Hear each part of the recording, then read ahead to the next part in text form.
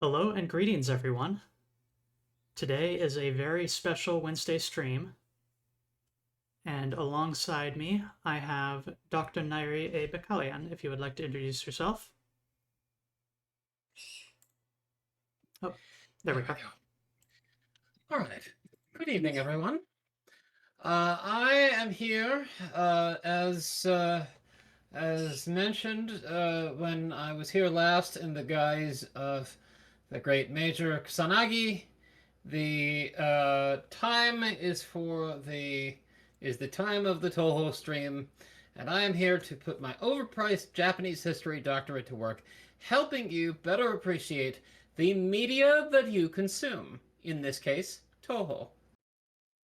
Touhou Project is a game that is very important to me, but I will completely admit that my understanding of it and the allegory and comparisons to Shinto faith are completely surface level.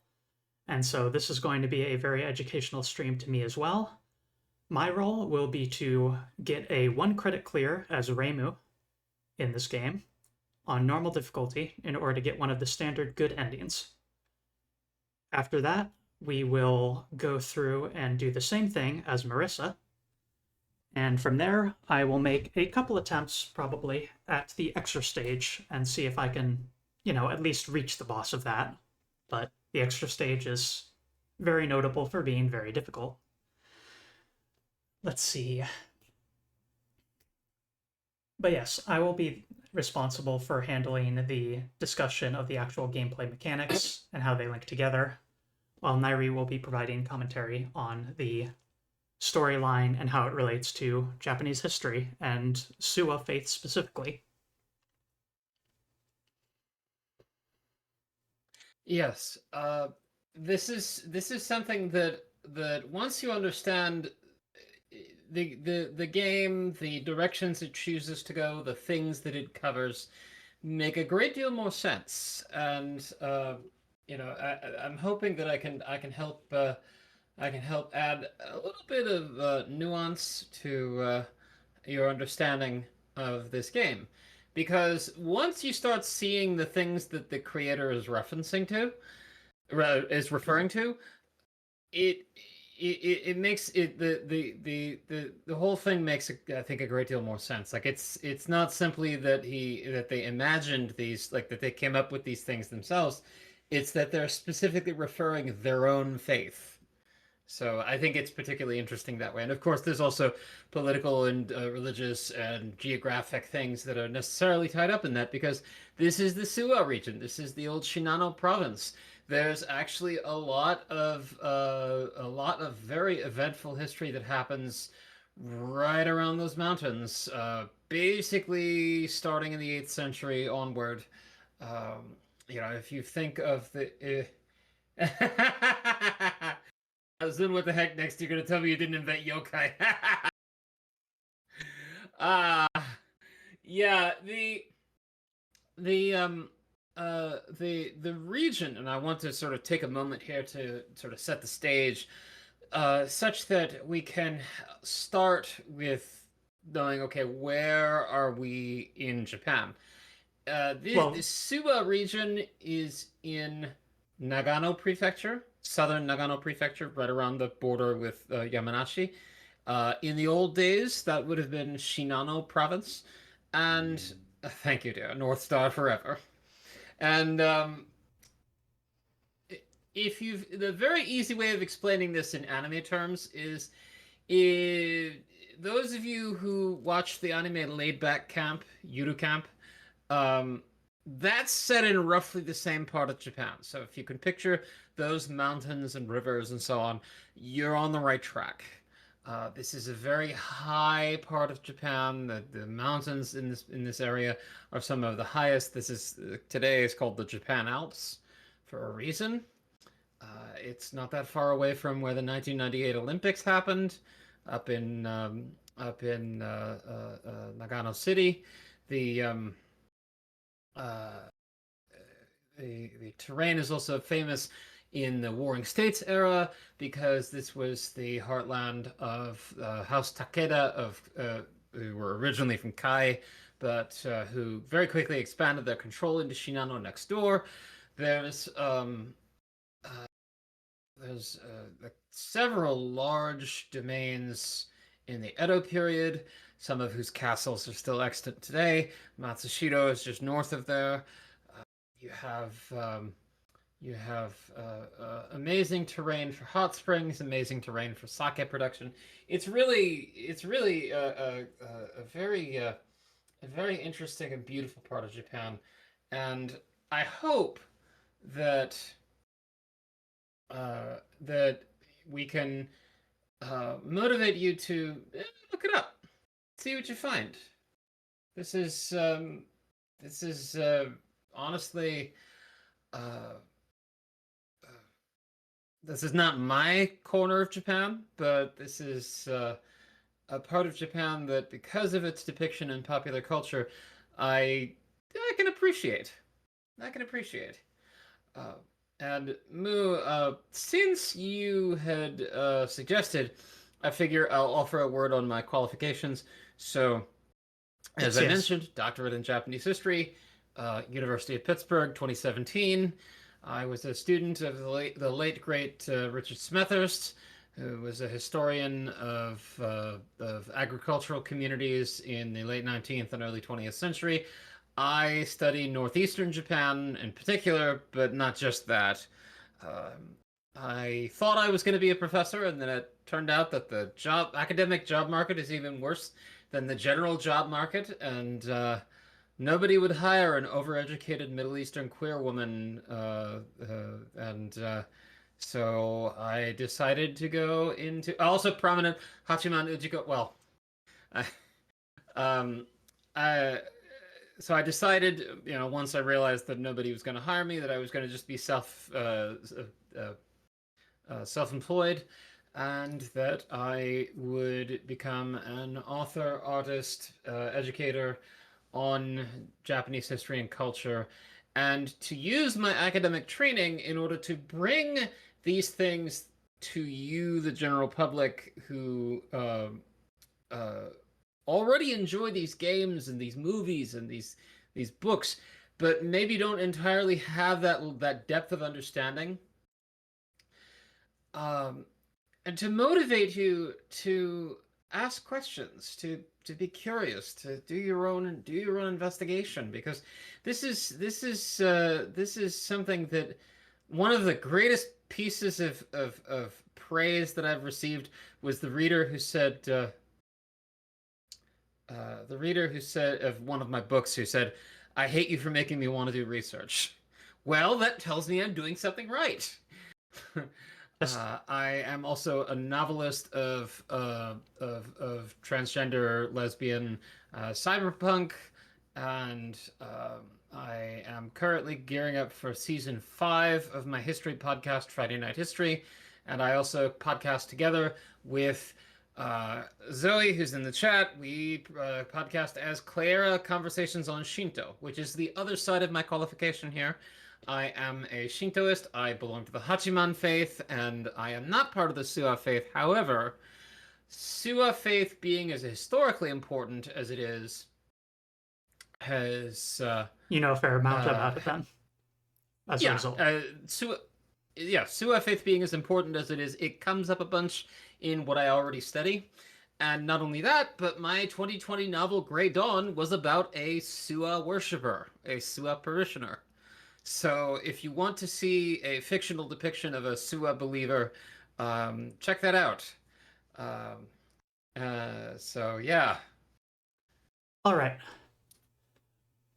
With all that sort of stuff, I do need to give a few little bits of background on what the Touhou project's setting and lore is. And to put it very, very simply, um, there's a dome of which the setting of the game Gensokyo takes place in. Things from our modern outside world compared to Gensokyo sometimes end up in there. And within there are many yokai and spirits, and humans are capable of using magic. And as for the plot of this game in particular, Reimu Hakure, which is a repeat protagonist of a majority of the games, runs a somewhat rundown shrine, and that has a lot of yokai in the surrounding areas, and so human visitors are rather infrequent. And she's trying to figure out how to continue to run the shrine effectively under these conditions. A human shows up and says, "You need to either shut down or we will shut you down. Talk with us. We'll be over at this new shrine in the mountain." And so our story follows Reimu as she goes up to the mountain to ask, "Hey, what gives?" With all that out of the way, let's get the game fired up. I think it's actually it's worth noting here also that when we speak of Suwa Shrine, we are actually talking about a complex of 4 major shrines and a whole bunch of other really small ones that are surrounding them. And the 4 are loosely divided into upper and lower, and we're going to be getting bits and pieces of that worked into the story that we encounter here. FSOA Blackheart bringing up, "You can't throw a brick in the English Shinto sphere without hitting a Suwa faith practitioner that arrived there because of Touhou." Yes, Suwa Grand Shrine, but it's actually Suwa Grand Shrine Upper Shrine and Suwa Grand Shrine Lower Shrine, each of which contains 2 sub-shrines. Not Masha, but when we say Suwa Grand Shrine Upper, we're talking about the... Let me make sure that I get this right. Allow me to just say, the name. Interesting. So we have the Mayamiya and Honmiya, the former shrine and the main shrine, in the upper, and then in the lower shrine we have the Harumiya, spring shrine, and Akimiya, autumn shrine. So there's 4 split evenly between these 2 different locations. And the another thing that bears noting is that there is a division between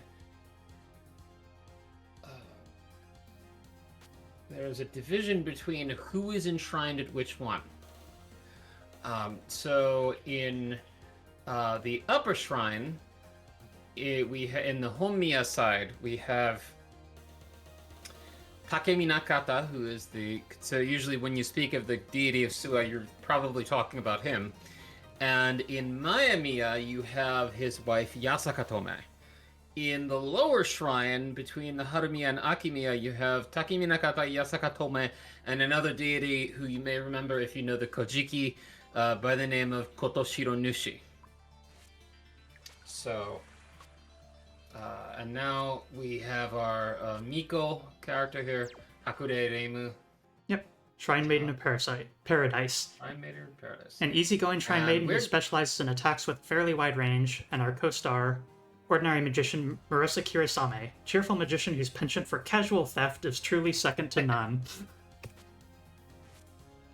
So, for the start here, I am going to talk a bit about the gameplay mechanics. This is a top-down bullet hell game, and there are a few quirks that I would like to cover with how that type of game functions. Our character is down here, and as we saw flash on the screen, item get borderline. And what that means is if I travel up to that spot, all of the items that are on screen will go to me. I have 1 health and a limited number of lives. If I get hit by any bullet, I die. The P's can be picked up for power. The green items increase the value of point items, and the blue items are the actual point items. You can notice that I slow down on occasion, and that is me entering focus mode, which allows me to move slower and also shows you the white dot over the center of the character. The white dot is our hitbox, and bullets can pass safely over us as long as they don't hit that spot. And here we are meeting our first sub-boss, Shizuha Aki. and at any time, Nyri can request for me to pause to give additional context.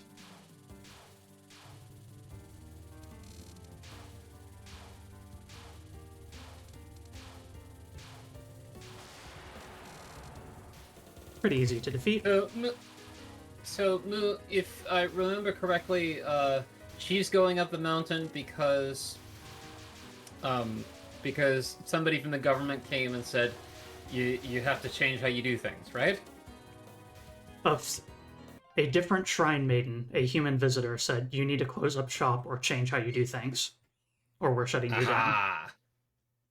Aha. Now this is very interesting because this actually gets to some of the real conflict that was involved in the history of the Sua faith. Because the Sua faith, as it existed for many centuries, went through great changes, both because of people from the central government coming in and saying you're not, for instance, in 1871, you're not allowed to have Buddhism in your Shinto shrine anymore, or long before that, you also had internal divisions between the different families that ran the different parts of the shrine, who had their own connections to the local warlords. If you study the history of the Takeda clan of Kai, Takeda Shingen and those guys, they also get involved in this at some point. So this is all that even in that one little thing, I'm hearing so much. There's a lot of subtext to pick up just from the very concept of which the game starts with. Anyways, we're about to reach our first boss, which is a minor god of the mountain. It's hard to see through all these falling leaves. Will I really be able to make it to the mountain like this? Huh? What's that delicious smell? You're just a shrine maiden and yet you'd eat a god? How ridiculous, what insolence. You said I was going to eat you. That said, is that tasty smell coming from you? Symbol of abundance and harvest, Monoriko Aki. Gods always put a great deal of care into their scent. Oh, yes, I'm the harvest god. So that's why you smell like roasted sweet potatoes. Freshly harvested sweet potatoes are my perfume. You think I'd let a shrine maiden eat me? And this begins our first fight. Any commentary specifically here for... So, Minoriko Aki is a very heavy-handed pun. Aki, of course, is autumn, and Minori is like to the harvest, the bounty of the land. So it's just a very heavy-handed fall harvest pun. So it makes sense that she would smell like sweet potatoes. So, autumn harvest kid? Yeah, basically. So, this is the first boss fight. You can see there's a label called enemy at the very bottom, and that tells me where the enemy actually is without needing to look upward. And this is our first spell card. A spell card is a special attack done by a boss that makes it so that you get rewarded with a significant point bonus if you survive without using a bomb or getting hit. Most bosses go through the format of standard attack, spell card, done, or some variant on that. Plenty Sign, Owotoshi Harvester is the name of this spell card. I am writing the game in a window, so because this game was made in 2017, it's pretty small. Gods do sure come in all shapes and sizes. I wonder if my shrine's god is really any stronger. Well, this is no time to bake potatoes. I better hurry on ahead. This brings us to our next level. Scars of the Gods, the Great Yokai Forest.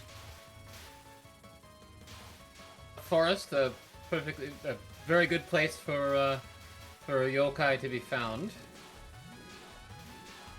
Shinto today is often called the religion of the forest.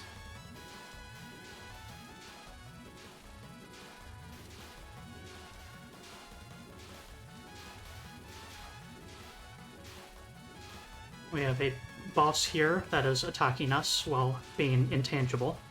And I'd like to point out something very special here, the music. Notice how the music completely changed when she started her new pattern. The levels are designed around the music, which I think is beautiful.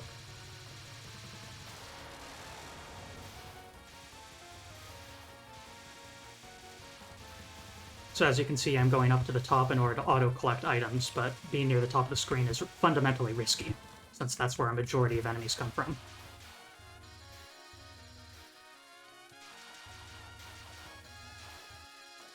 As for who that was that we encountered, we will see soon.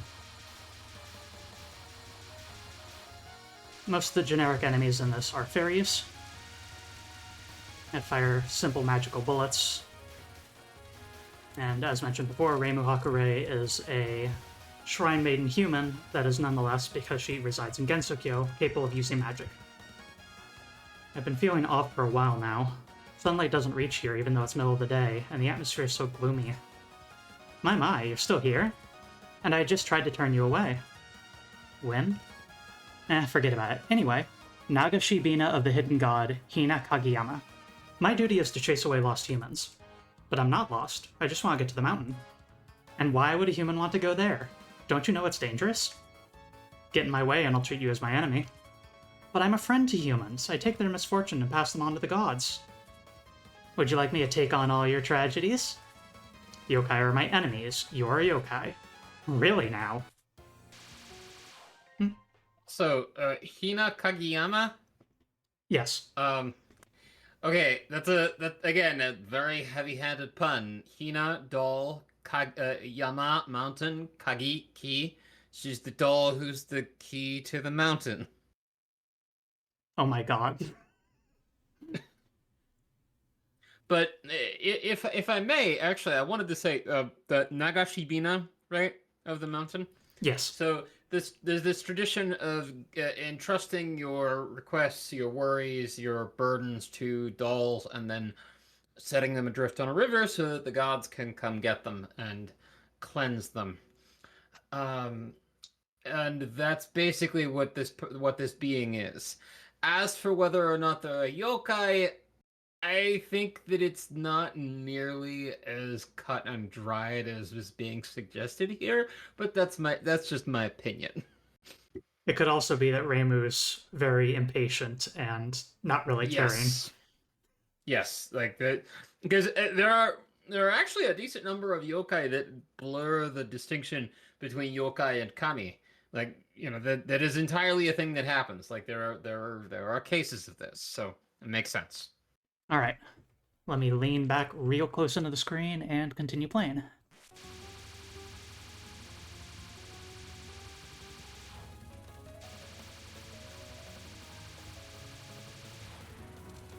Odd sign, broken amulet.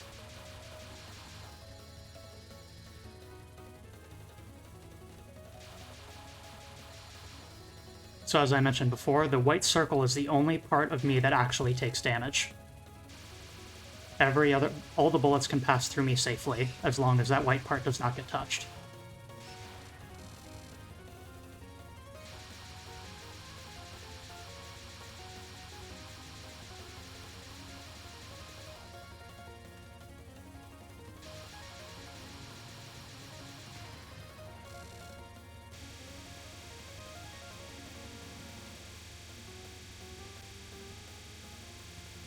Bane Flow is the name of this attack.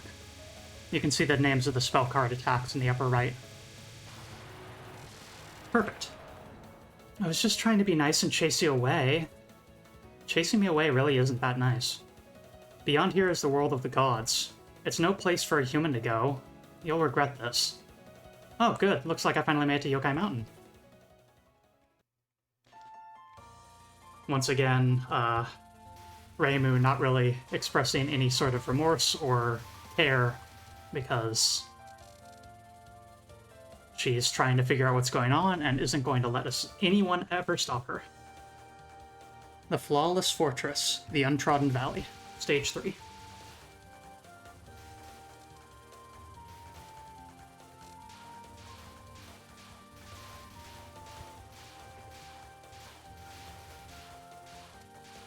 I haven't actually used any yet, but I also have access to bombs, which allow me to delete bullets that are in front of me and give myself temporary invulnerability at the cost of 1 power. You may have noticed that we're not receiving those power red squares anymore, and that's because we are already at maximum, and that replaces them with the small green ones that increase your point values. But if I were to use a bomb, I would lose some power, and thus those would appear again. Ah, the human? What? Where are you going?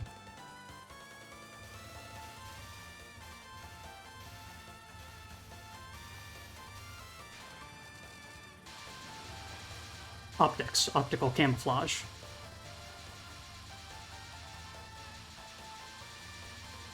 A water theming in the background here.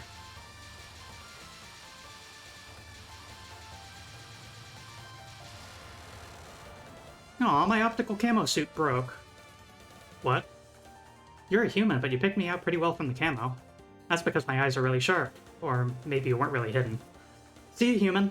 By the way, it's dangerous if you go any further. I'll still be going anyway.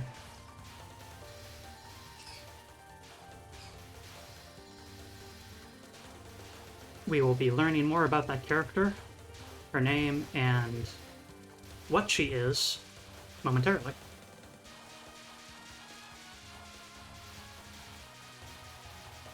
Sometimes the mid-boss of a stage is the same as the final boss of the stage, and other times there is a unique character that appears only as a mid-boss and disappears afterwards. Ooh, I almost got physically hit by that berry. Bumping into enemies does, in fact, kill you, so that was very, very close. Oh, it's that human from before. Didn't I tell you not to go any deeper? You had some nerve trying to stop me there. Stop you? I don't even know what you're trying to do. How could I have tried to stop you? I have urgent business with the god that lives on top of the mountain. Will you let me through? The god on top of the mountain? Which one? There are a bunch. Let me tell you straight up. You better leave. Super Yokai Warhead, Notori Kawashiro. I'm Notori Kawashiro. They call me Notori the Valley Kappa. Go on now, better get back to the village. There's lots of folks up ahead who don't take kindly to humans. Oh, I know. But sometimes there are things you just have to do. Oh my, it's been so long since I met a human, my sworn friends. Why did it have to turn out this way? Oh well, if you really want to get into the mountain, you'll have to show me how serious you are. A kappa. Yes, a kappa on a river, no less. You gotta give her a pickle in order to pass. Here's the other thing I want to point out here. They keep saying, you're coming from the village, you're going up to the mountain. This is something that is part of mountain faiths like this one, in Japan, where you'll have a division between like the shrine. There'll be a shrine and the shrine that most people are thinking of is usually the one that's down in the village or like the town or whatever, and then on top of the mountain, that's often the divine vessel of the deity in question, there will be a mountain shrine. So it'll be two halves of a complex. Again, as we said at the beginning about the Suwa faith having this at Suwa Grand Shrine having this division between the upper and lower shrines. So we're going up here. Makes sense. And in addition, for a quirk of this specific storytelling thing is Reimu runs the lower shrine here and doesn't seem to be aware or fully understand the nature of the god that has appeared in the upper shrine that didn't seem to have existed prior to this point. And that's sort of disjunct, right? For somebody who works at the lower shrine, maybe not entirely understanding how things are done at the upper shrine, not entirely knowing some of the particularly deep details. That also entirely makes sense because often what would happen, at least historically, would be that these would be run mostly separately. Like obviously they'd be part of the same complex, but if you're a Miko, like if you're a shrine maiden working at the Suwa lower shrine, you wouldn't necessarily know what's going on in the upper shrine, and vice versa. Can't just Zoe asks, can't just really call the Okami. Can't really just call the place with a cell phone, can you? Right, exactly. And you can't call the place with the cell phone. And if it's a mountain faith in particular, you have all that terrain between you and the other half of the complex. So to do something like this is going to turn a lot of heads. Even in real life, this would get people's attention. Zoe asks, are there Hachiman Okami shrines that have mountain faiths? The answer, so far as I know it, is no, because Hachiman faith is not a mountain faith. It's very much rooted in, the local spirit kind of deal. So very often Hachiman shrines will be very local, specifically local shrines, often in places where there were old warrior communities, or sometimes you'll have them in fishing ports. But in this case, no, because Mountain Faith is a specific subset of faiths within Shinto, and Suwa Faith is one of them. Hmm.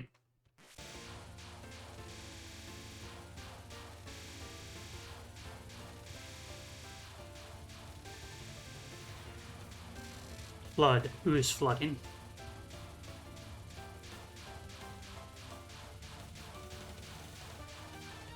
Zun puts a focus on the actual artistry of the bullet patterns themselves, and so lots of Nitori's attacks are reminiscent of water droplets or water flows of some kind. Kappa's Pororoka. And I could see that one was starting to go bad, so that was me using a bomb. Monster Cucumber.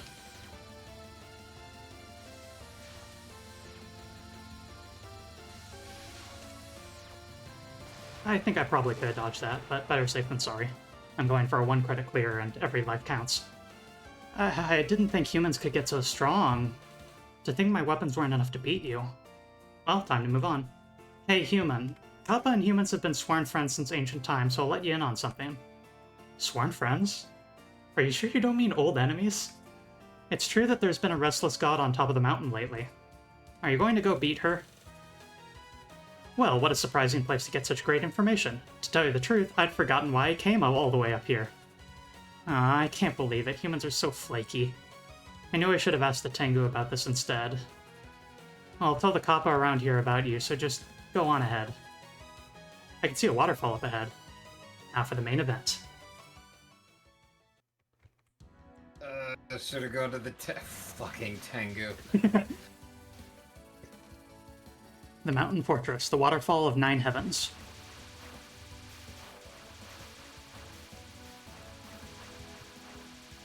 While you're doing this, I guess I can give a little bit more context there. Tengu are beings that live in the Japanese mountains. They have wings and large noses and are said to be really good at martial arts. Also, they have a reputation for being rather standoffish. So, when we say fucking Tengu, it's not for nothing.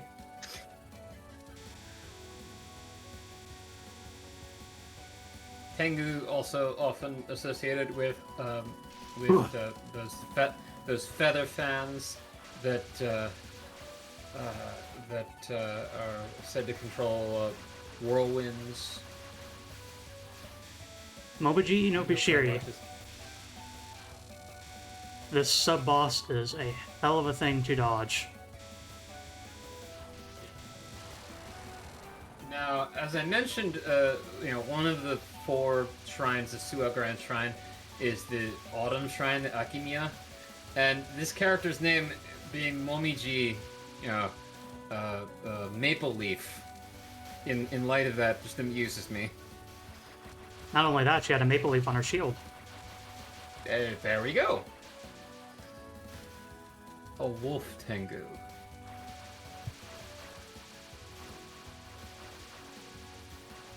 Well, wolves are actually...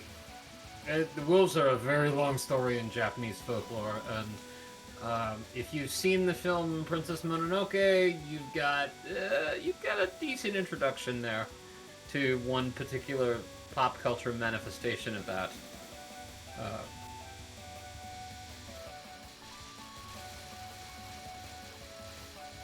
Also, this is just nice music in general. I rather enjoy this. The Touhou project is quite famous for its music.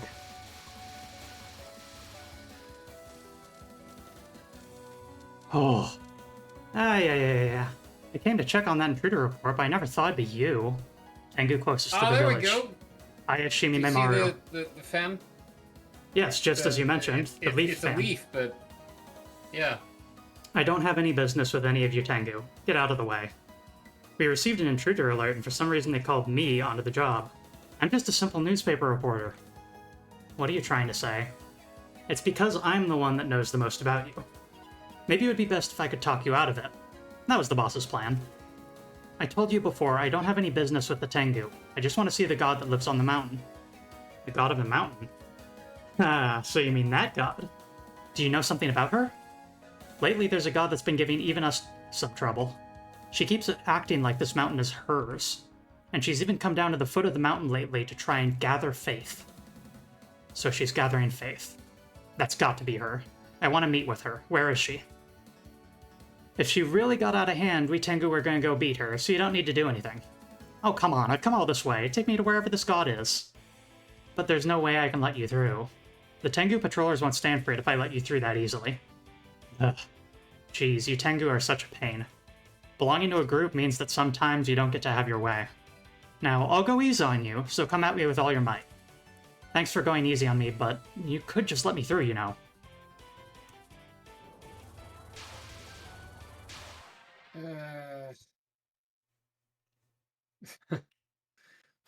I see there's a lot of comments, so... Yeah. Wolves were associated with harvest protection once upon a time, then Oinari Okami-sama brought the foxes over. Yes, that's true. The funny thing about this Samemaru Aya is actually that the first Sua believer that I met on Tumblr was someone who at first operated a Tumblr blog under that name as a bit, but then realized she was trans and now uses that name. You know an Ayashimi Memaru, then?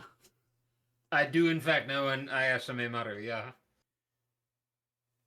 I might... Do I have the right number of syllables? I think it's Shimi...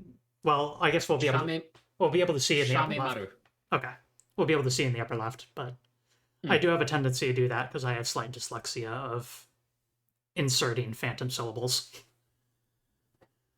And then Conley Basher is saying the reporter who shoots the bullet. Shoot the bullet was Shoot the Bullet was the subtitle of the first game that I appeared in, which was a spin-off game where you take photographs of bullets in order to delete them. Sort of a boss rush game. Continuing on. Oh my god, there is... I do have it wrong. Crossroads sign. Crossroads of Heaven.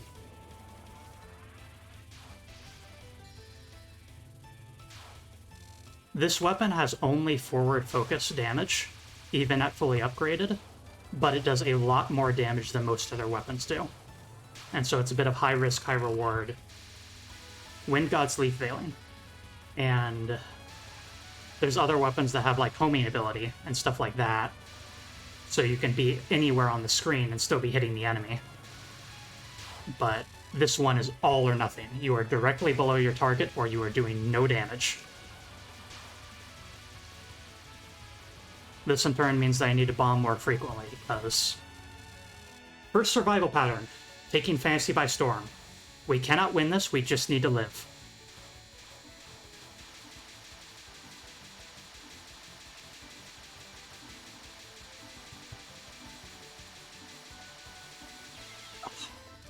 So close.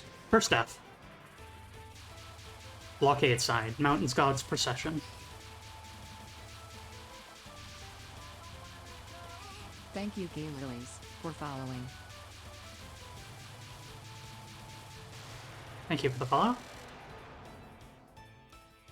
This is a bit of an experimental stream for me, so glad you enjoy it.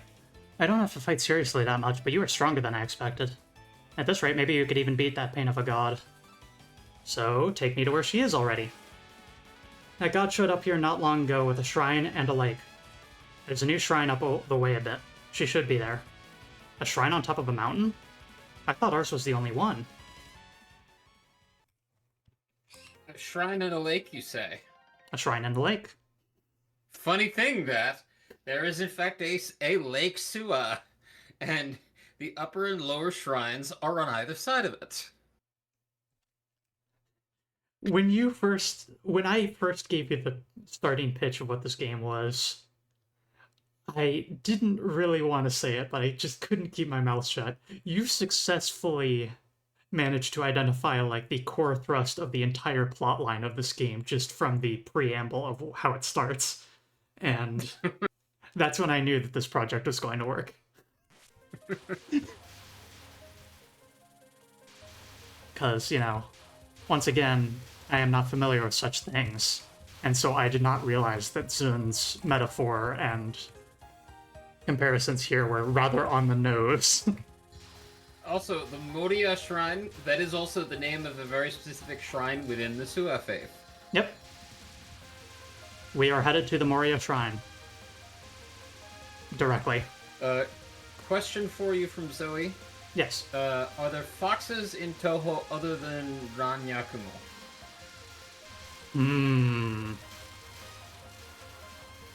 I can't think of any off the top of my head.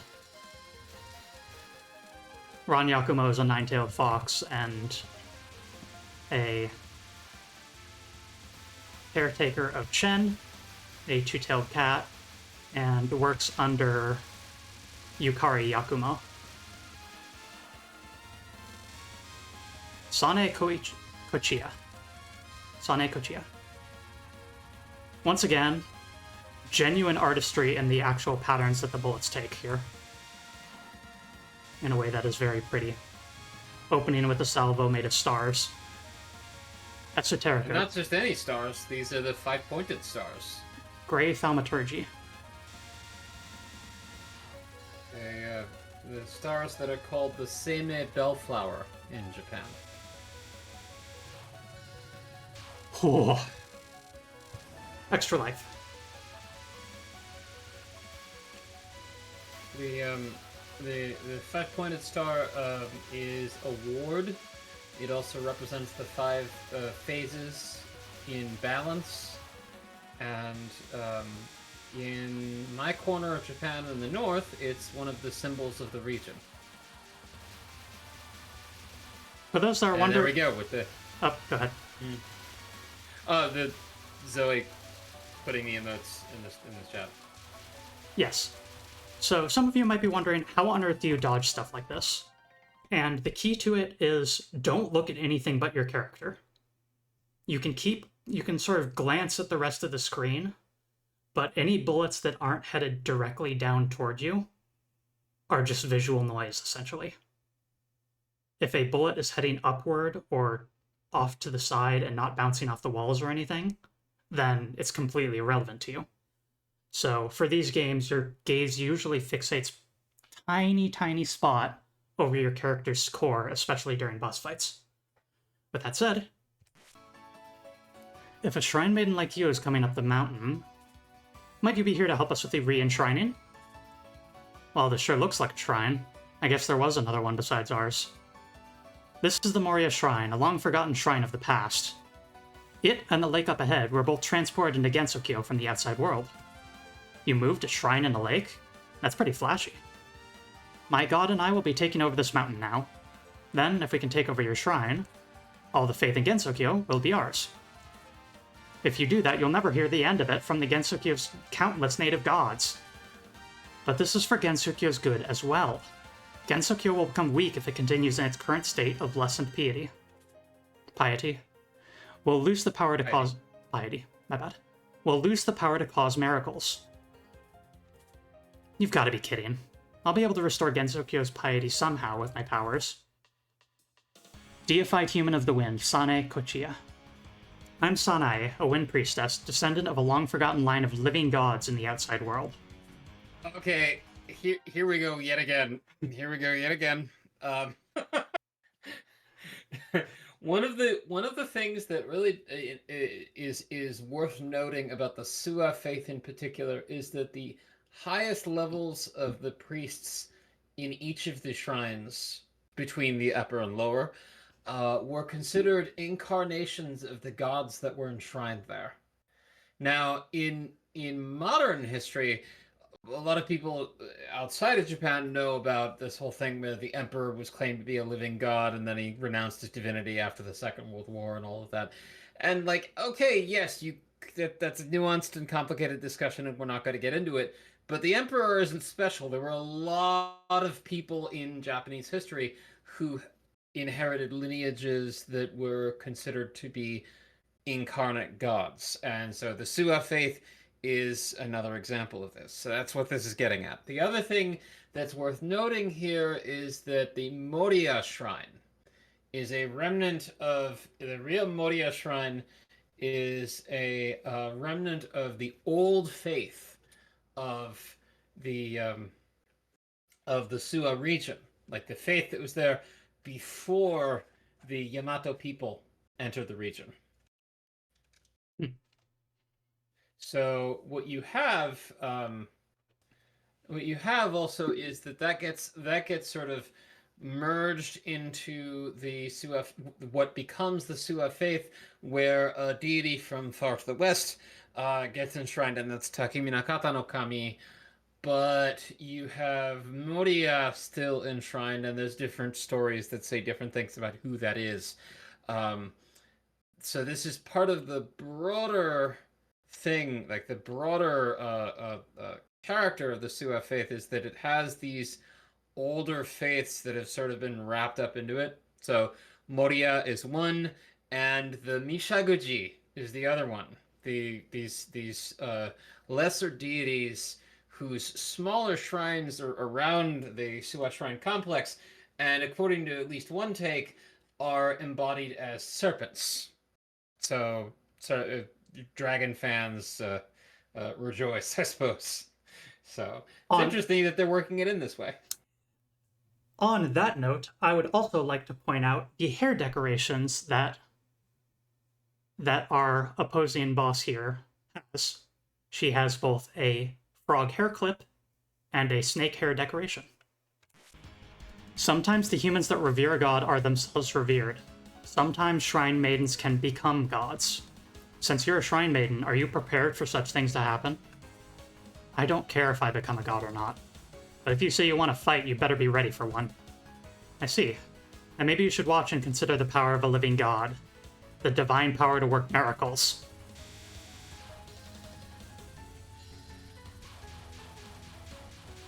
This, I think, is my favorite song in the entire game.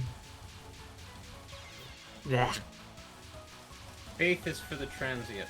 That's very, very interestingly put. Miracle, daytime guest stars. Well, and transience and mutability, because until 1871, this was heavily syncretized. Makes sense, between Shinto and Buddhism.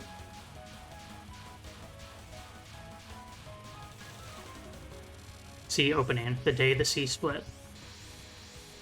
This is one pattern that's particularly difficult with this weapon set because we need to bait the bullets by moving quickly, because they target directly where you're at. So if you veer to the side and then slowly move back. The name of the truck. Oh. I didn't lose a life at least. I could tell that I was cornered there. Star ritual to call the godly winds. The godly winds, the kamikaze, if you will. Miracle, God's wind. Final pattern. But yeah, this song's a banger.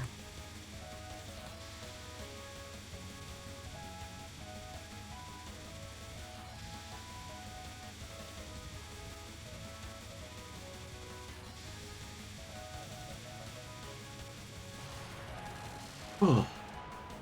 You're strong. If you're this powerful, why doesn't your shrine have more followers? I'd like to know that myself. I think even just setting your shrine up as a branch shrine to my god would get you a great deal of faith. I'll think it over, but I'd have to meet with her first. Huh? So then your goal is to deliver some punishment to the god who's been causing all this trouble. Which is, in fact, a thing that comes up routinely in the Kojiki and Nihon Shoki. this theme of going to punish gods that are meddling, or going to maybe to offer homage to a god. And sometimes you'll even encounter cases where, God A builds a shrine and venerates God B. And you're sort of sitting there scratching your head going, okay, interesting.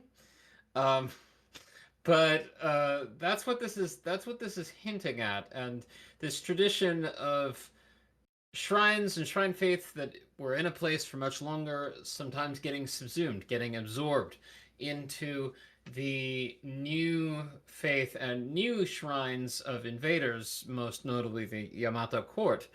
And I want to also point out, we see columns here, do we not? Right? Yes, and I would also like to point out the name of the song here on that note. Go ahead. Cemetery of Onbashira, Grave of Being. Cemetery of Onbashira, Grave of Being. At the God of Wind, on the grounds of the Divine Lake, the Wind God's Lake.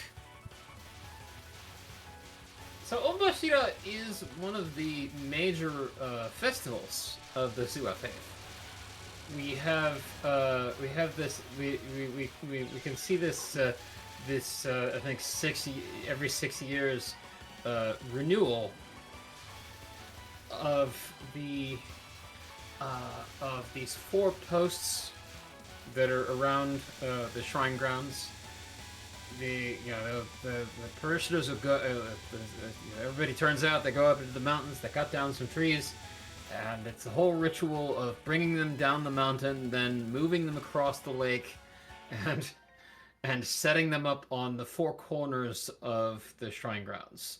And the Ayashame Maru that I know took part in the most, it wouldn't have been the most recent one. It would have been the one before the most recent one of the Onbashira. They chop down massive logs and ride them down a hill. And if you're thinking, Doc, that's dangerous. Yes, it is. People die. This is a thing that happens. Oof. So, I would like to just point out the gorgeous background, which, again, relates into what is being discussed here. And we are about to face the final boss of this game. I am... Gay Lilies with a first-time chat here, mentioning. Zun mentioned that festival and also the danger involved in an interview shortly after this game came out. Yep, the word graveyard is quite apt. Oh, goodness, I didn't even... yeah. Didn't make that mental connection. Like, I, of course, didn't know that prior to the stream, but I didn't make that mental connection during the span of playing this level either. Mm-hmm. Okay, back to it.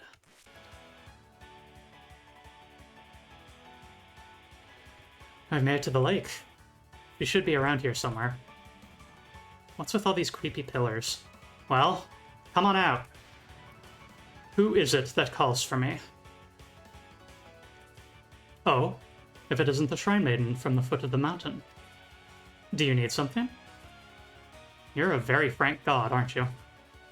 Lately it's been easier to win over followers with a friendly face than with an impressive stature. Well, anyway, it'd be bad for me if you tried to take over my shrine, so could you please stop? Take over? I intend nothing of the sort. I just wish to help save your shrine. To see people gather at it once more, to free it from the clutches of the yokai. I never asked for your help. And anyway, even if we set you up in my shrine, I don't know if we'd get any more followers. The Avatar of the Mountains and Lakes, Kanako Yasaka. It's not as if your faith can... Right. Interesting, Yasaka. That's part of the name of Takemi Nakata's wife. Yasaka Tome. Mm-hmm. So, interesting that they've chosen this. It's not as if your faith can fall below 0. What Gensokyo lacks is belief in its gods. A shrine maiden like you should understand that, yes? Well, I do think it would be nice if more people would come to visit the shrine, but I don't need to borrow your power. I can do something about it myself. Shrines do not exist for the benefit of the Shrine Maidens. They exist to be homes for gods. Now it's time for you to truly rethink the purpose of a shrine.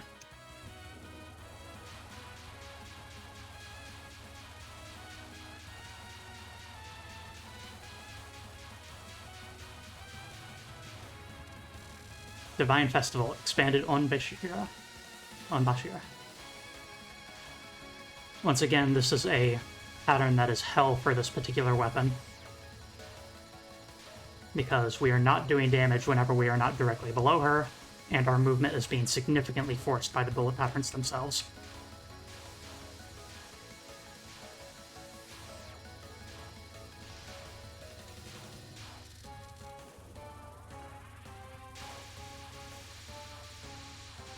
Ah, 4 pillars.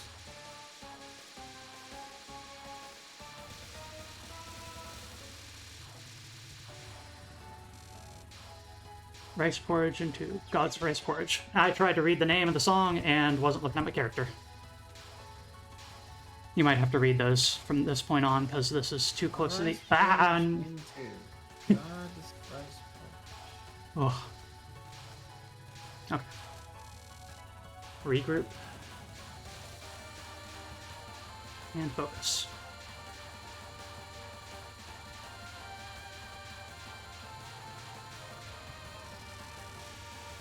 Sacrifice sign, miasma, hunting shrine root.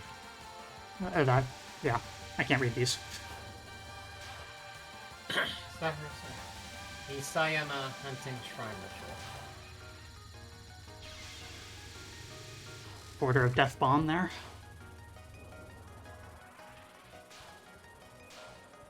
She becomes intangible during this fight, and then appears briefly, and then becomes intangible again.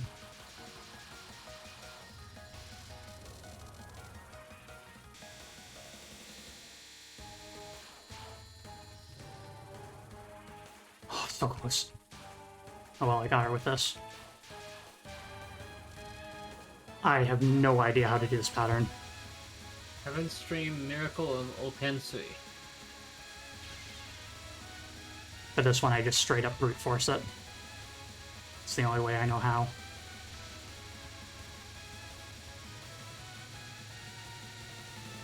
And this is one kind of arguably problem with Mountain of Faith, is the more bombs you use, the weaker you end up, which can lead to a self-feeding cycle.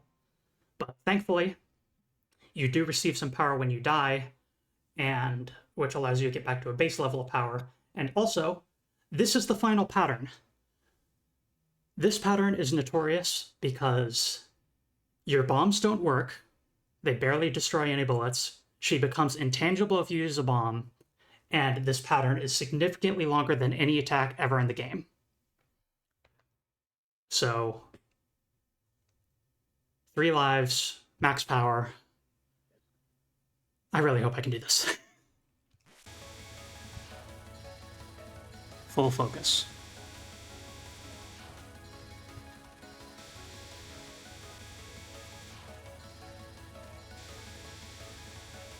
And we have to stay below her as much as possible.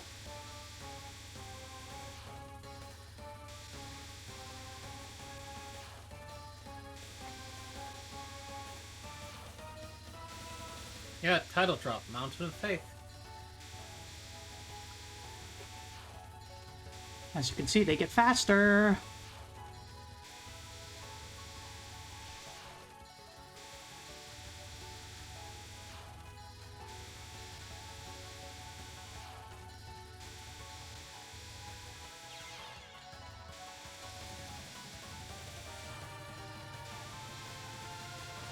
Clear. Oh. That's all I wanted to achieve. I wanted to make sure I got one crit clear.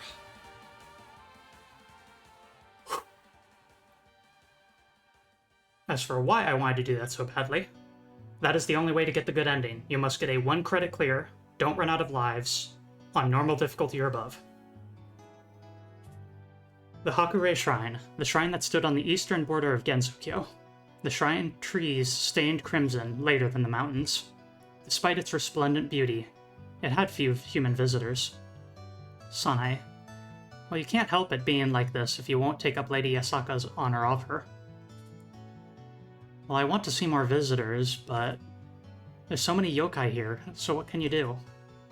I think the beauty of the shrine is why there are so many. Of course, our shrine is beautiful too. I don't want to change the shrine's gods, so... That's it. I think I might know a good way. Why not give up on getting more visitors and just concentrate on collecting faith? What do you mean? You can get plenty of faith from the yokai that come here. From the yokai? Gods don't mind too much who their believers are. Gods bestow their blessings on yokai and humans. Oh.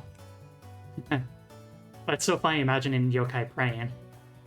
Pictured above is Romelia Scarlet, the main antagonist of the previous game.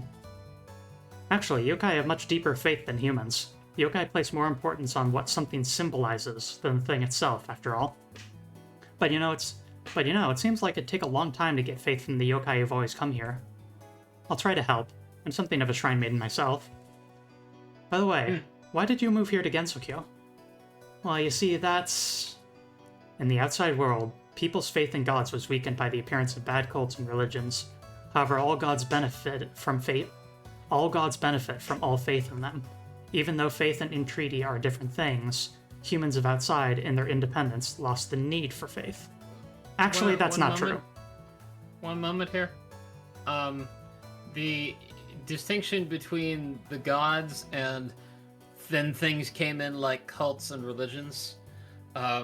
This is something that is interesting because in the Japanese view, if you say religion, people will more often think of the cult. Actually, that's not true. Even now, they have faith deep within their hearts. People believe in the news, brands, companies, and friends. The object of their faith has merely shifted closer. If you're a god who wishes to regain faith from humans, try setting your pride aside and being friendly with them. Ending number 2. Worship from those yokai? No way. Congratulations, all clear, just as I had expected. So why is it odd that yokai have faith? Zoe asks. So that's a very good question, and I wonder if some of this might be modern perspectives that are different from old perspectives. Because in the old days, as I've discussed on my own streaming and so on, even the national government had people in charge of going and reading proclamations to yokai at shrines. Like, you'd go off and stand by the bushes and say, on behalf of His Excellency the Shogun, thus and such. So it's not entirely strange to me that yokai would have their own faith. It's just, to a human from today,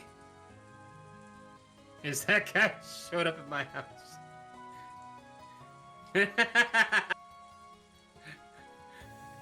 Shit, it's the feds. You. And you. Thank you for playing. Whew. I asked for awards. Yeah. Yeah, so I wonder if... The legal drinking age is 20 in Japan, so let's follow the rules, drink responsibly, and enjoy deliciously. Zun loves beer.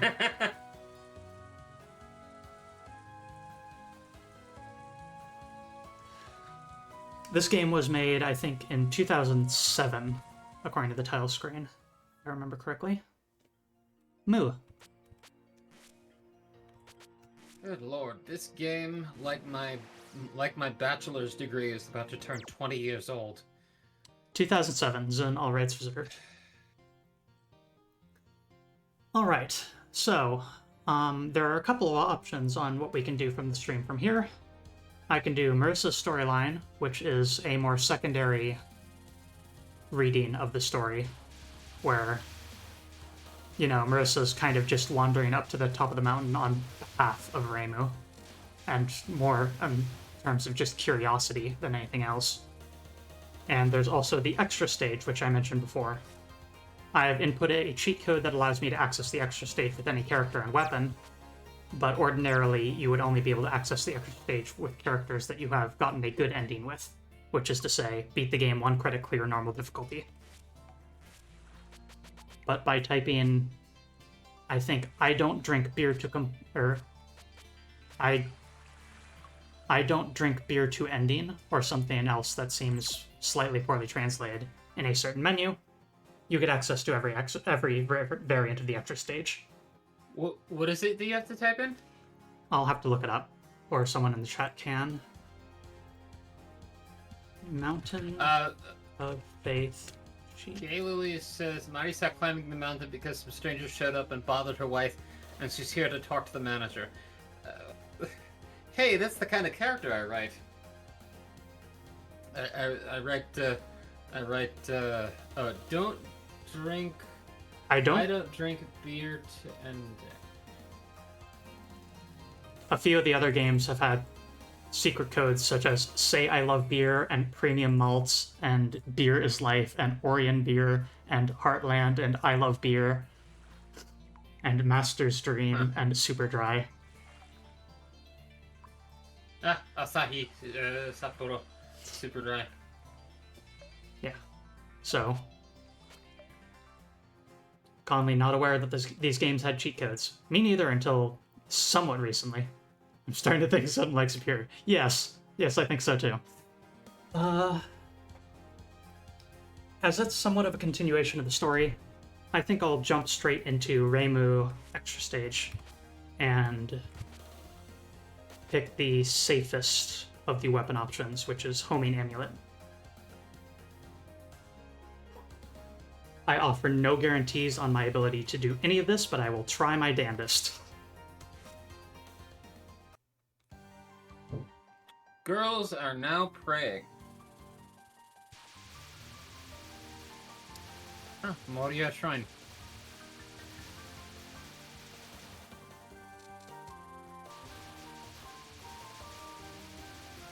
We have the rules being broken slightly by enemies coming from below instead of above, which is scary. It also means that with most weapons you can't even target them at all. We got several patterns that are tricky until you realize that you can just kind of slowly move and you're safe. Yeah, chat, what is your favorite yokai? That's a good question. I'd love to know.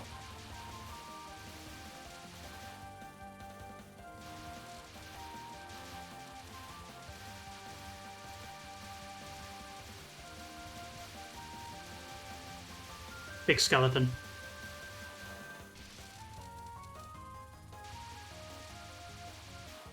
Oh yeah, big skeleton. Gashadokuro. Yes. That's the one I can come up with off the top of my head at least. Umiboshi. Amabiya. Yeah, Amabiya had a resurgence in popularity during the pandemic, the early stages of the pandemic, I think. Absolutely. Yeah, I have seen depictions of her like just around my town. Also, in the anime Dandadan, there was rather conspicuously an Amabiya by the front door of the protagonist's house. Tamamizu. Okay.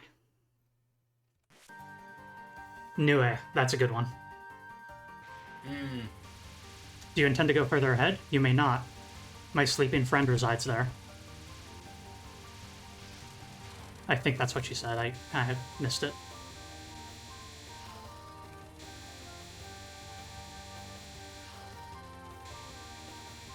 Doing this on such a tiny screen is so tough. But if I full screen the game, it doesn't stream at all. And there's no, like, resolution settings. Ancient Fate linked by Cedars. It's probably a, that's probably referring to the Japanese word sugi, which is not a Western-style cedar.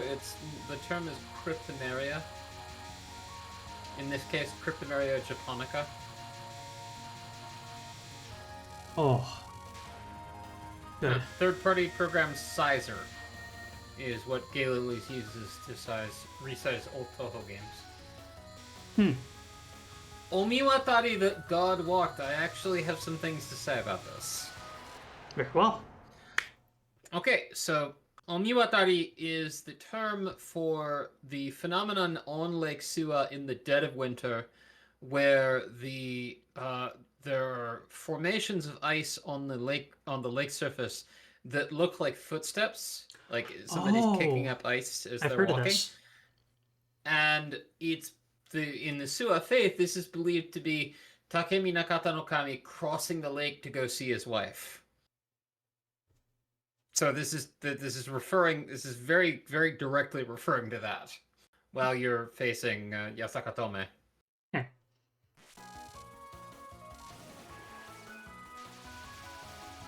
Or as her depiction in this game is Kanako Yasuka.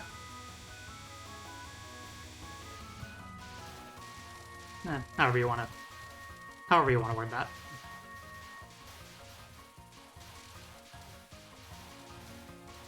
This is one reason I like the homing shot.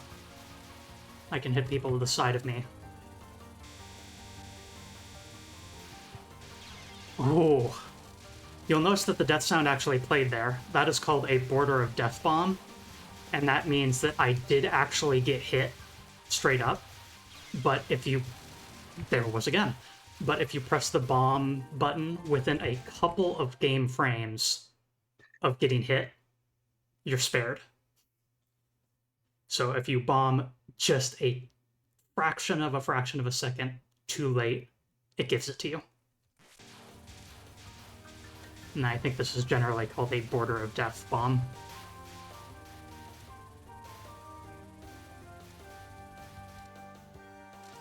She's Kaneko's friend. That must mean she's another god. Who said we're friends? She selflessly sent my shrine into Gensokyo. Then she shamelessly said, "Oh, don't worry, it'll be okay." That kind of woman is an enemy. An enemy. Isn't the shrine Kaneko's? Well, it used to be my shrine, you know? The highest of native gods, Suwako Moria. Oh, there we go. There we go. Moria. The deity Moria of Moria Jinja. Yep. And of course with the frogs. With the frogs. Used to. A long time ago I was beaten by Kaneko, so now it's her shrine. Can't help that. But you know what? I'm free to stay around the shrine, and people's faith in me has risen. It's not like I'm not grateful, I guess. Anyway, what is it? You're the shrine maiden from down below the mountain, right? Well, I came to find out the secrets of this shrine. Looks like you're on pretty good terms with those two, so I think I'll be going back now.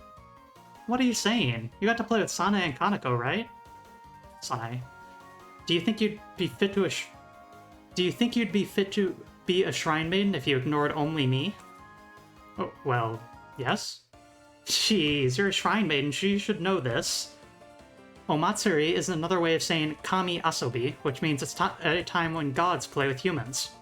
Don't tell me, those battles of Sanae and Kaneko were... Yep, just a little god play or festivals.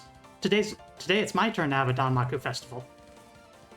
Danmaku referring to bullet curtain, which is the term for this genre of game, and more accurately, the pattern of bullets, because it is a massive curtain of bullets heading toward you.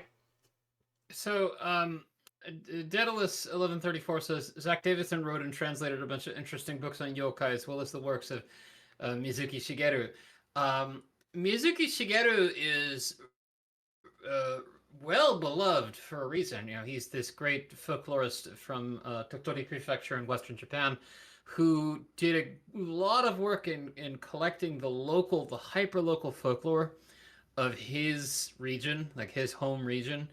And so we know a lot about the common beliefs of the people of northwestern, or no, I guess it would be southwestern, but the northern part of southwestern Honshu, because of him. Mizuki also, his work got turned into anime in the form of Gegege no Kitaro. Yay! I know that one. Yeah, it's a good anime. I rather enjoy it. Also had several video game adaptations. Really? Usually in the... I didn't know that. I think they are mostly in the NES, Game Boy Advance, and SNES era, but yes, there are several of them. That makes sense. So if I was gonna add if I was gonna add anything to that, for those of you who perchance know Japanese, um, the work of Mihara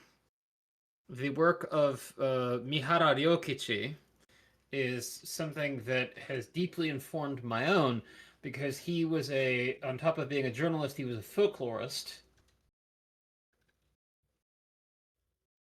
Hmm. I'm typing it out. Ah, I see.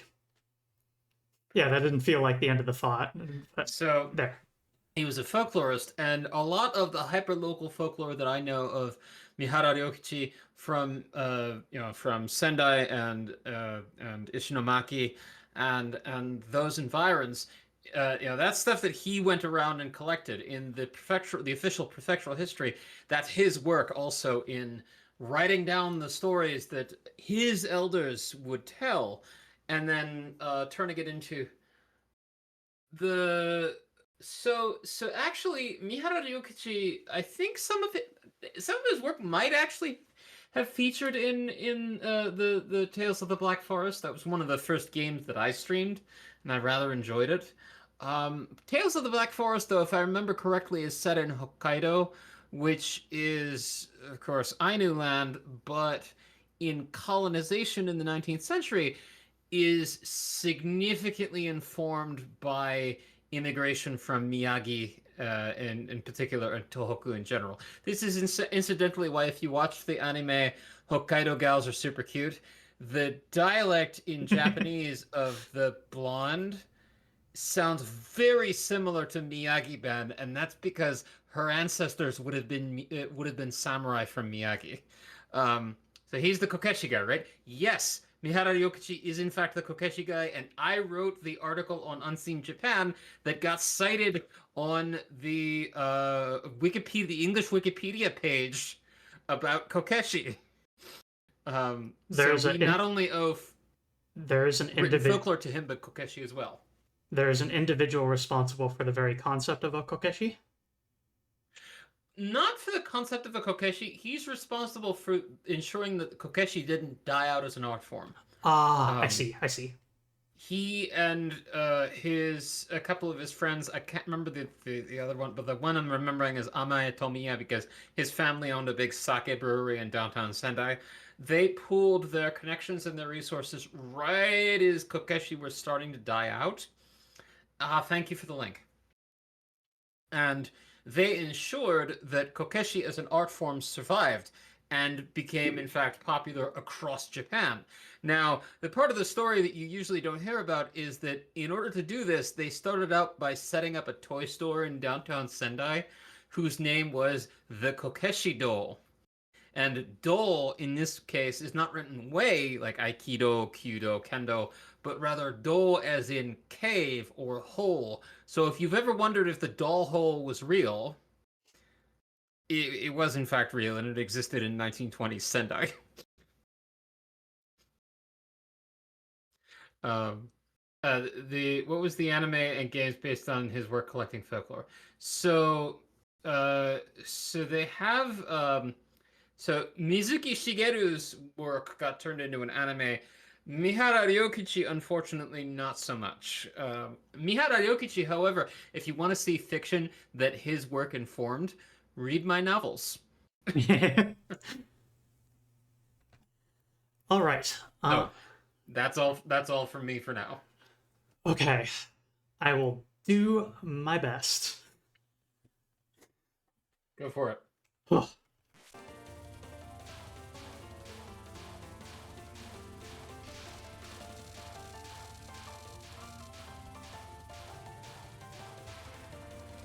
Two bows, two claps, and one bow.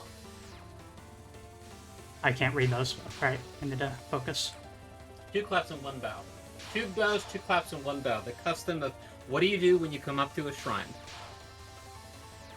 If you'll note, she is clapping. Once again, the bullet patterns are illustrative of the concept.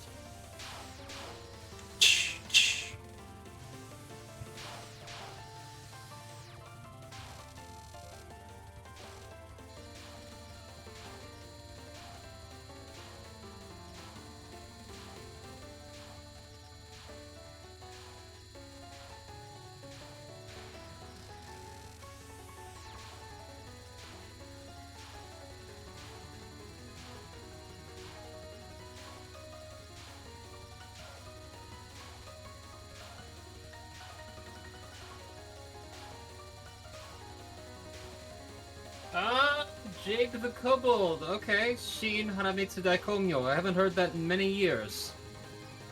Hi, Jade.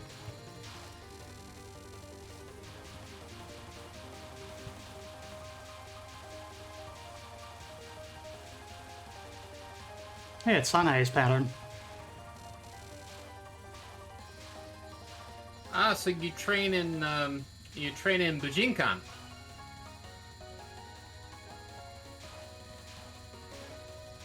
I remember this from when I trained in Bujinkan.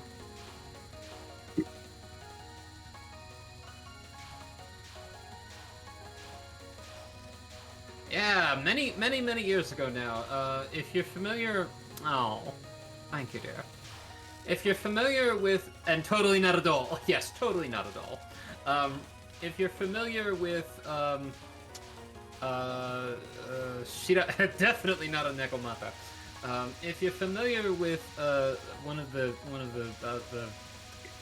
high-ranking teachers, Shiraishi Minori, Shiraishi Minori was an anime character. I forget his personal name, but Shiraishi Sensei of the Hatsumi tradition. He was the teacher of my college roommate.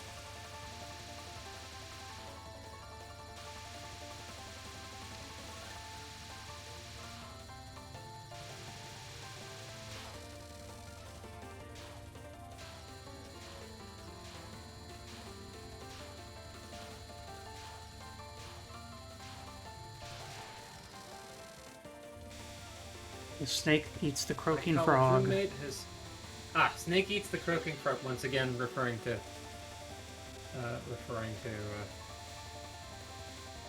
Oh my gosh, I completely forgot how this pattern works. I used to have a safe way to do this, and I've lost it.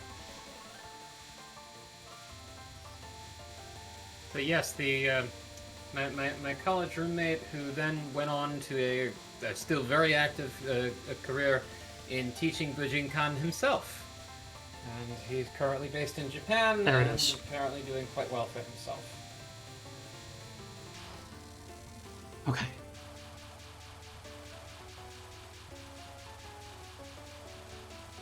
Nagato. Okay. Been a hot minute. Yeah,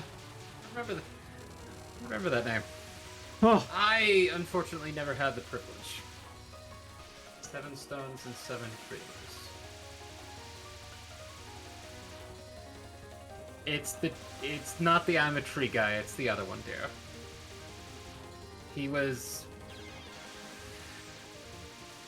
I'm glad I only lived with him for a year.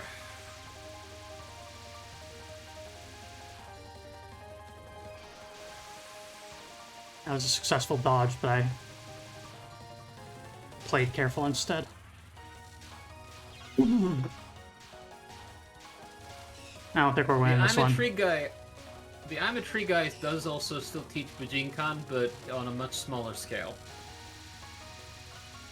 He became an acupuncturist. Froggy braves the rain and wind. You may have also noticed that she becomes immortal every time I bomb during spell cards.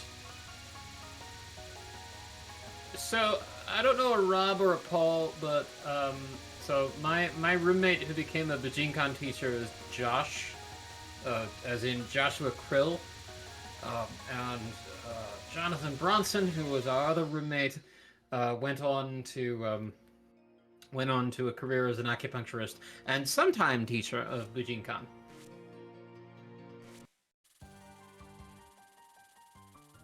Yeah, Josh is much more known in Japan, I think. I think this will make a good time for just general questions and answers for anyone who has on Nyri's expertise while I just try this again and go for Yes, please. the remainder of the stream, I guess. So, any questions you may have? Not even necessarily about this game, but just about Japanese history in general, or about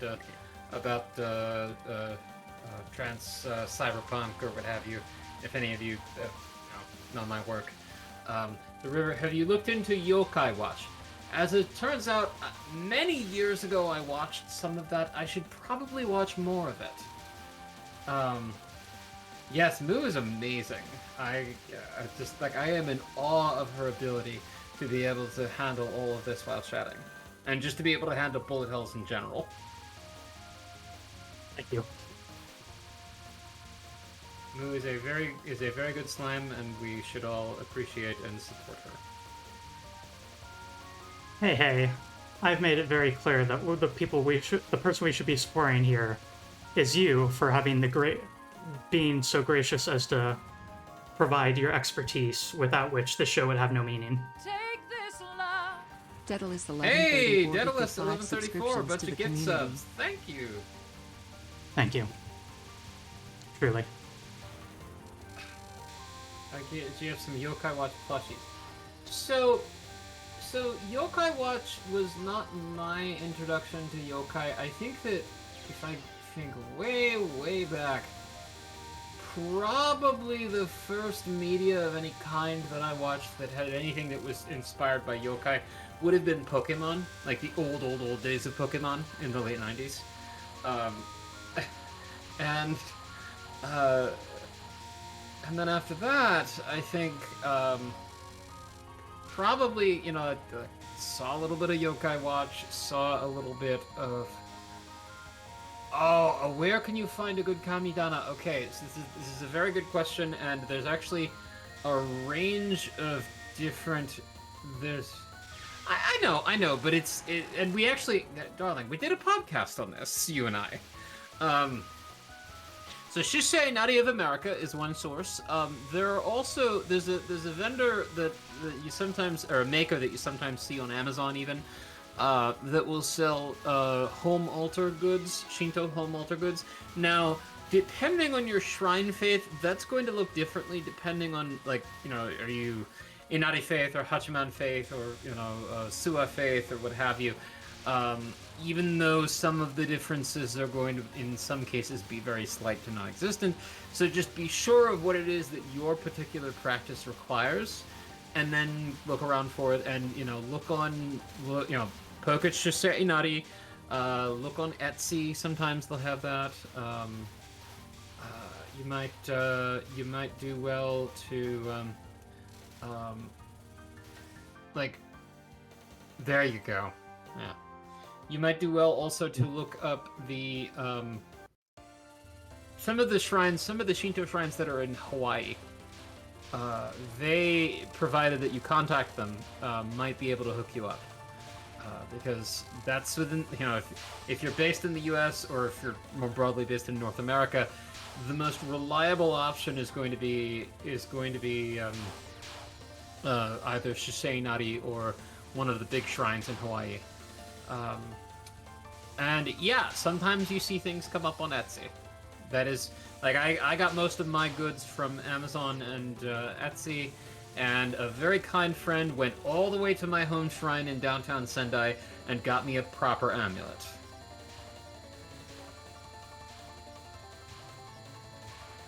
Oh, that was real close.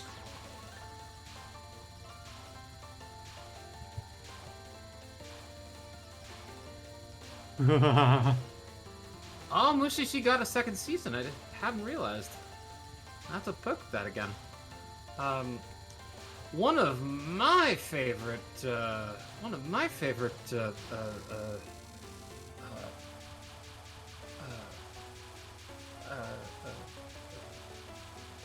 pop culture depictions that had yokai in it was the anime Kamichu, which appeals to me because the premise is that a girl in high school in Hiroshima Prefecture in the 1980s becomes a god overnight one night and then still has to go to school. So along the way, you get to meet Nekomata, you get to meet Kitsune, you get to meet all kinds of various small G gods all over the place. It's also got this gorgeous soundtrack. It's very beautifully illustrated. It's set in the town of Onomichi, which you might know is that one town that has the cats everywhere. Not the island, that's in Miyagi. This is the town of Onomichi, the one with the cat that was trying to get into the museum a few years ago. So look it up. It's actually... Oh, it's no. just, I can't recommend it highly enough. Kamichu. K-A-M... Kamichu. Let me type it up, actually. I think I might just brute force this pattern. I really don't know it. Great Yokai War. I saw a live-action movie by that name. I think that's the one. That was pretty good. That was I liked it. It had camp in just the right dose. Yeah, the Mika. That's the one I'm thinking of. I was gonna say it's campy in the way that. Oh, that cat died a couple days ago. Oh, I'm sorry to hear that. Okay, so for Doc, do you do studies in fabled Japanese weapons or histories that involve famed weapons? Okay, so this is actually a very interesting question because when you say fabled Japanese weapons, most often you're thinking of the sword grass cutter, kusanagi, right? The cover of my 2022 novel actually had grass cutter on it, and so that's the obvious one that just comes up for everyone. But there are fabled swords that come up a lot in my studies. I mean, Kogitsune Maru is one of my favorites, and not only because of my girlfriend. Kogitsune Maru is a sword that has an entire play about its creation, a no play written in the 15th century by Zeami Motokiyo. The infamous Muramasa line of swords, actually, I'm glad you brought that up because that's actually one of my favorite myths because of why the myth exists. So Muramasa has this reputation as being, this infamous bloodthirsty line of swords, right?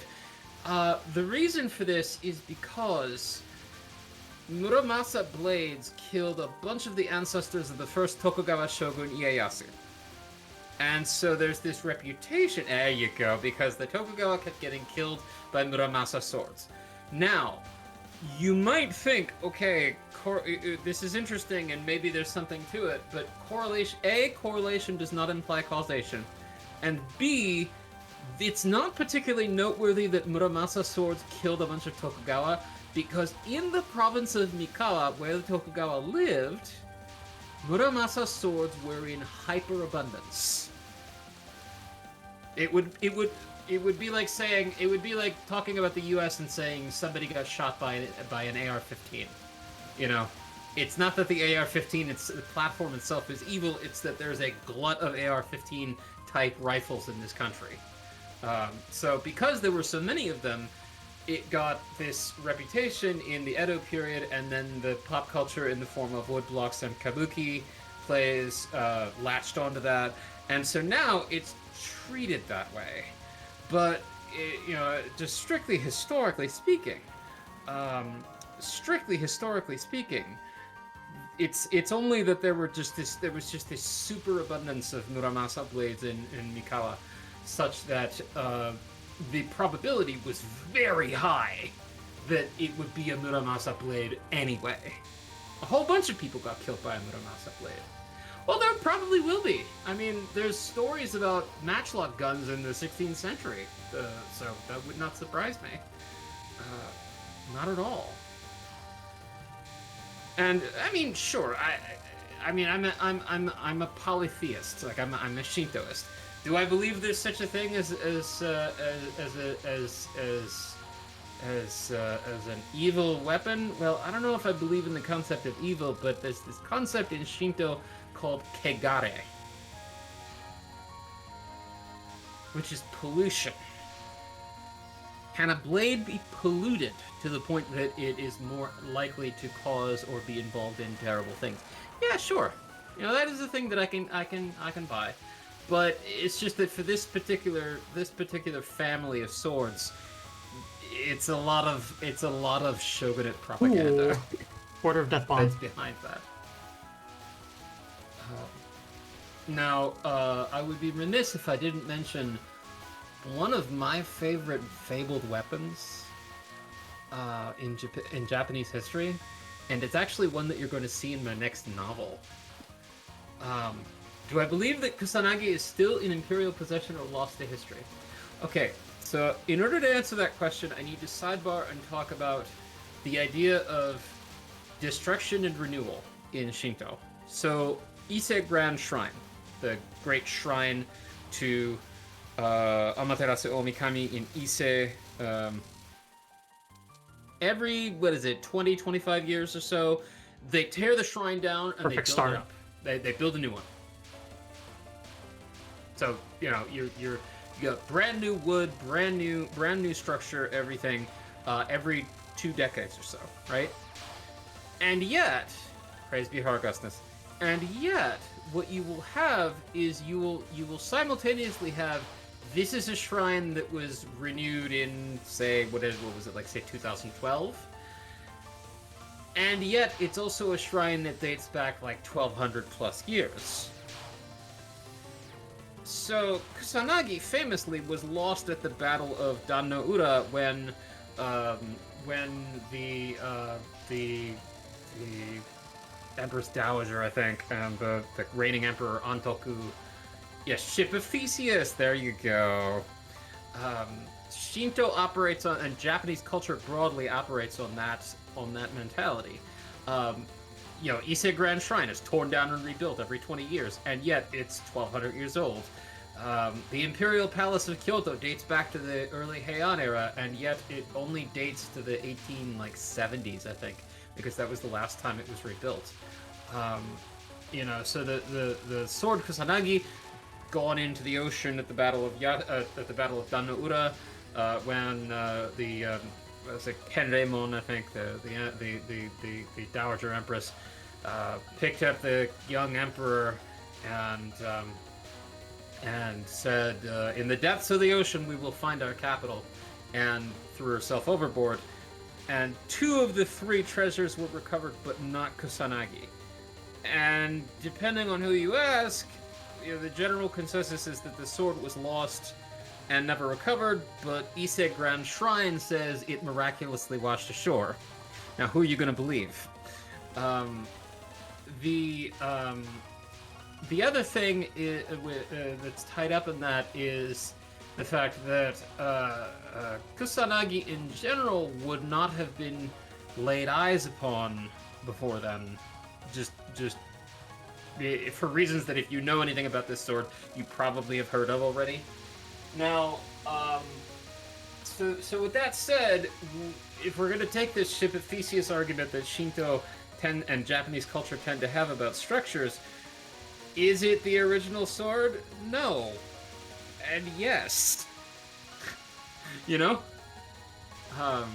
What did they do with the materials from the old structure of Ise Grand Shrine? So actually, I asked this when I lived in Japan. I actually asked at a Shinto shrine. What they said was that old materials from the former build were taken and donated to shrines around Japan. So you will have a shrine, say, in Fukushima or in Aichi or in Ehime that will have, like, timbers, recycled timbers from the prior Ise Grand Shrine. And eventually, yes, you're right, wood rots, iron rusts, one can build something in its design again. But, you know, it sort of goes out into the broader constellation of Shinto shrines around Japan. Is it ethical to cleanse a polluted blade or not? Alright, so if we're talking about, like, blades, say, that were used by particularly terrible people in history, I actually have some expertise here because I have previously worked with people, one of them at West Point Military Academy, the other one at the National Museum of the United States Marine Corps, who have these racks upon racks upon racks of Japanese blades that were handed over at the end of World War II. Some of them actually were handed over by specific high-ranking generals and admirals who did terrible, heinous shit personally. And is it ethical to cleanse a polluted blade? Well, you know, you're not going to erase the things that the bearer of that blade did, obviously, right? You can, I think, however, make an argument for being honest about that blade's history, telling its story, not just locking it up and pretending it didn't exist, right? As being something that can take that pollution and make something that is not polluted out of it. So even knowing the shrines have been there, nothing felt old. Like Indonesian temples that were technically newer since they were abandoned and somewhat rebuilt feel significantly old. Yeah. Zoe wants to take a shot at it from the Buddhist side. We should talk about Goshintai swords. Yes. And while Zoe's typing that up, I will say the thing I was saying earlier. So one last example of one of my favorite fabled, like, Japanese weapons is Dojigiri. Dojigiri is actually a real sword that you could see in a museum in Tokyo today. It is believed to be a blade that was created by the goddess Hachiman and given to Minamoto no Raiko, great Heian era hero, to go and slay Shitendoji, the Oni tyrant of Mount Oe. And thus it has the name Dojigiri, which is like Slayer. It's literally Slayer of Shitendoji, but I like to translate it as Tyrant Slayer. And in the world of my series Confluence, a Person-Shaped Story, the Isawa family of Takajo, of Ishinomaki, eventually, inherits that blade, and it is the family heirloom sword. And in a very important beat in the novel, the prequel that I'm writing right now, as their relationship as a couple is starting, Kasu shows River Dojigiri at an exhibit in downtown Seattle and explains the real story behind that sword, even though in that fictional setting it has had this whole other history of being one specific family's most important weapon.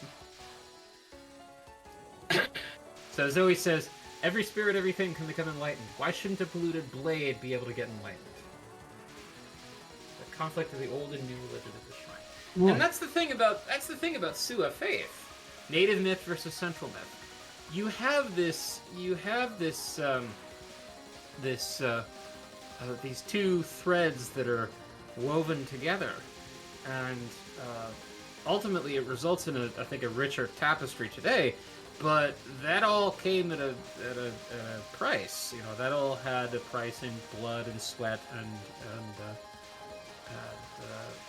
it's important to remember that. But yes, there is an Oni in the series that's a reference to Shitendoji. Ibuki Suika, I think. Yo! I like her. High tension Japanese goblin. I've seen the meme. Final pattern. Nishaguji-sama! There you go! Snake deity!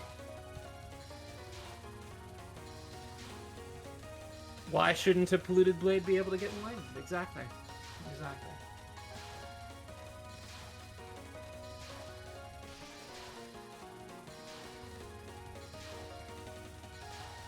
Final pattern.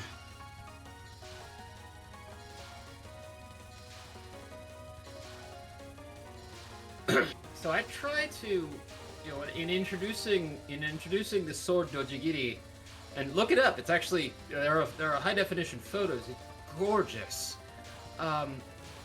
In introducing Dojigiri and featuring it so prominently in my setting, what I'm trying to do is I'm trying to underline the history of a blade that has had worthy wielders, which, if you know anything about that setting, you'll know is a very purposeful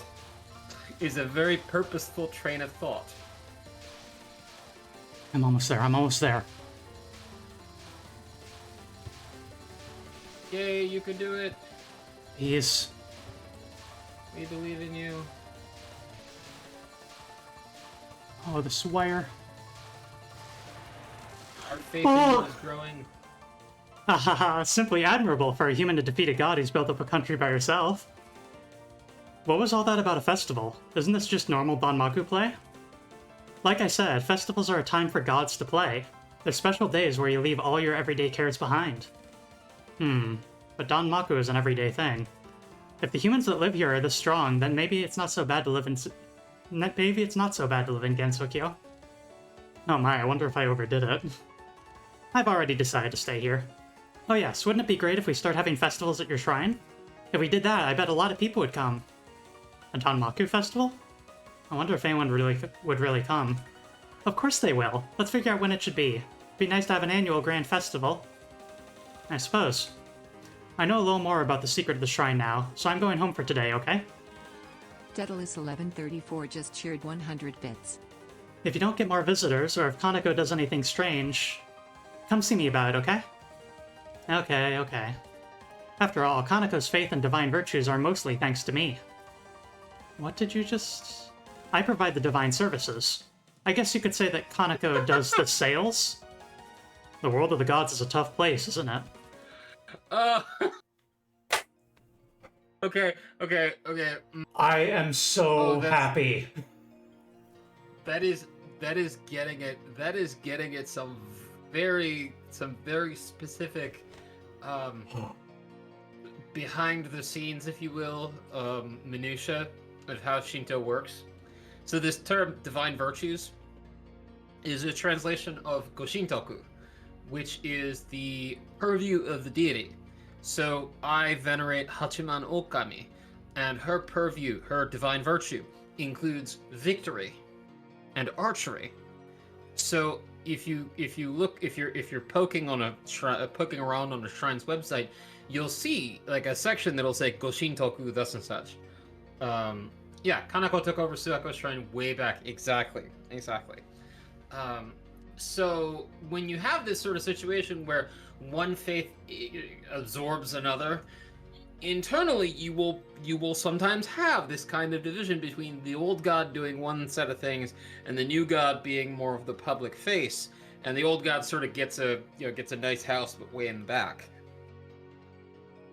Yep, and that's, from what I can tell, more or less exactly what they're implying here with Suako and Kaneko, of just, yeah, I hide around in the back and I've got my own place here, but Kaneko's the one that takes care of the busy work of gathering faith.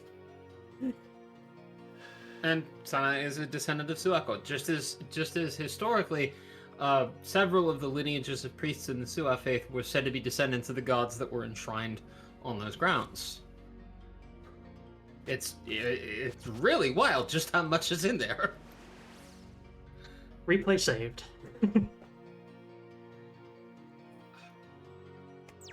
Right then. And to sort of bring this into history that might be more familiar. So I mentioned Takeda Shingen actually is connected to this history. One of the key turning points of his rise to power in that part of Japan was when he gained the support of the priests of Suwa Grand Shrine. And so in his army, like in his headquarters, he was able to carry bear the banner of Suwa Shrine, of the Suwa Shrine complex, the upper and lower. And having the gods visually on his side like that, for some people that was enough to fall in with him. So if you've heard of the story of the battles of Kawanakajima and the time when everybody was out, so Shingen was alone at his headquarters when up rode Uetsugi Kenshin, great transmasculine daimyo of the 16th century Hokuriku, and all Shingen had to hand to defend himself was his war fan. Well, the banners that would have been sort of standing up behind him would have included the banner of this shrine. On Lunatic difficulty, the mid-boss has a spell card.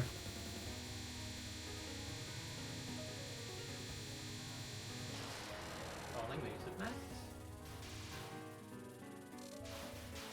Anyway, Lunatic difficulty is way, way past my skill level, so I'm just dorking around while you continue to chat. This is my victory lap. Moo, once again, I have to say, I remain in awe of your ability to do these things.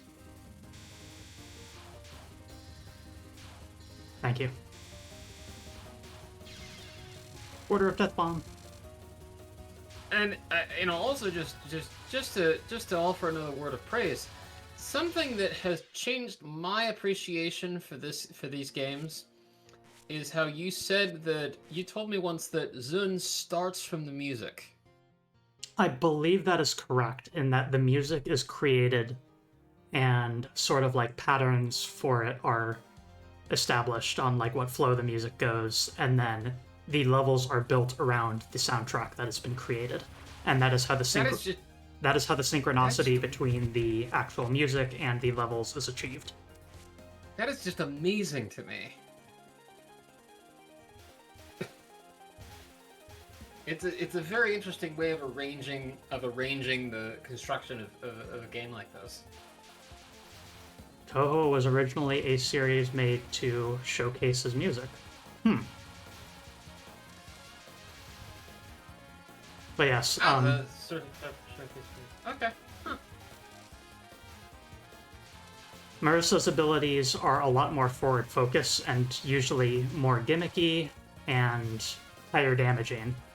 So this one in particular is the options produce flames, and if you enter focus mode by moving slow, you park the flames into a specific spot. And so the only way to reclaim them and move them again is to exit focus mode, which makes you move faster.